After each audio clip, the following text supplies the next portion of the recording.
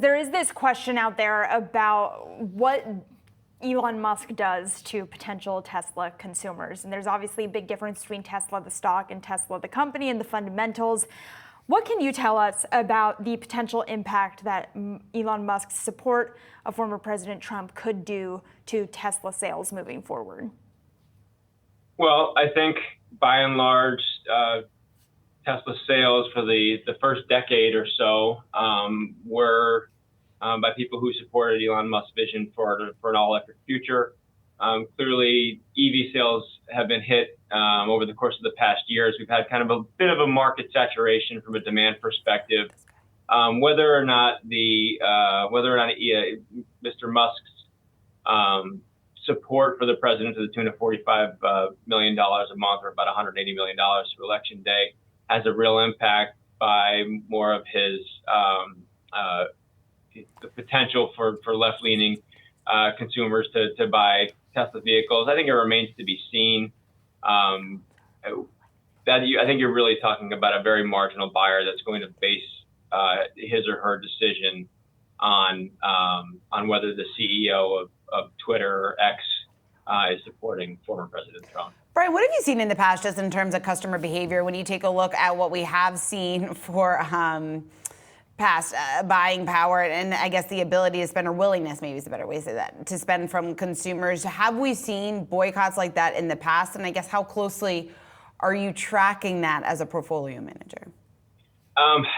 It's a really good question. I think most of the time from a consumer's perspective, it's been short-lived. On the other side of the fence, you have Bud Light, where we've clearly seen sales for the past year drop off a cliff, so to speak, for some of the marketing materials that they put out. So it's not necessarily something that I think is too concerning, as typically speaking, major corporations have avoided taking major stances from a social or political perspective.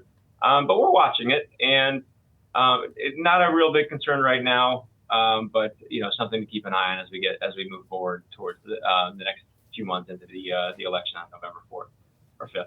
I wonder if I can switch gears a little bit away from EVs, because I know you also look at infrastructure, Brian, and former President Trump and Biden have kind of found in different ways a little bit of an aligned thinking on policies that would be bringing manufacturing home to the states, which would really shake up our economy, right? 75% of our non-farm payrolls are in the services space. Bringing that into a more manufacturing-driven sector would be a huge economic change. How is the potential of those policies from either candidate impacting your investing outlook?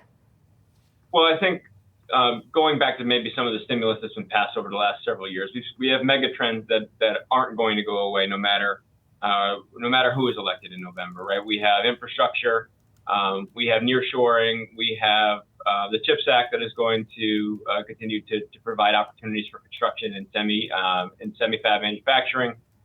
So there's a lot going on that really I think is a positive for non-res construction spending within the U.S. It's going to help companies within the equipment rental space, companies like United Rentals and Herc, HRI. It's going to help some of the machinery manufacturers, such as a small cap company like Aztec, ASTE out of Chattanooga, Tennessee. So there's a lot to be excited about, I think, as it relates to the machinery sector over the course of the next few years, as the money from some of these stimulus measures starts to really work its way into the broader economy. And whether it's former President Trump, President Biden, the focus on American job creation, largely through, I think, manufacturing and largely through construction, I think is going to be similar from a policy perspective.